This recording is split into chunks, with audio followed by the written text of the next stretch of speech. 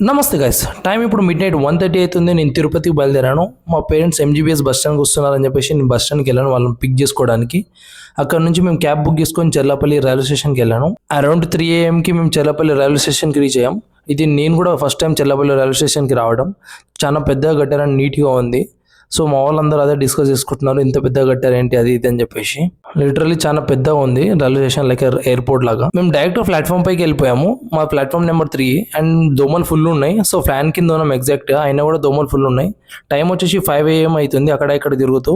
And మా train వచ్చేసి 6 AMకి. Train కోసం వెయిట్ చేస్తున్నాము, అటు ఇటు వెయిట్ చేస్తున్నాం. ట్రైన్ వచ్చేసింది 5:40కి. ఇదే మేము ఎక్కబోయే ట్రైన్ కృష్ణా ఎక్స్ప్రెస్. మార్నింగ్ 6 AMకి స్టార్ట్ అయితే నైట్ 9:30కి దించుతుంది. అంటే లైక్ చాలా లాంగ్ జర్నీ, 15 hours జర్నీ.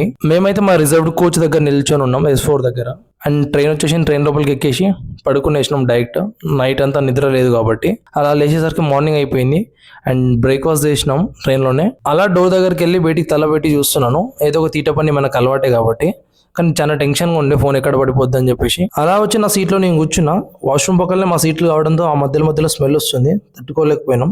ఏదో అలా అడ్జస్ట్ చేసుకుని వెళ్ళిపోయాం. ఇక టైం అరౌండ్ 9:20 అవుతుంది నైట్. మేము తిరుపతికి రీచ్ అయ్యాము.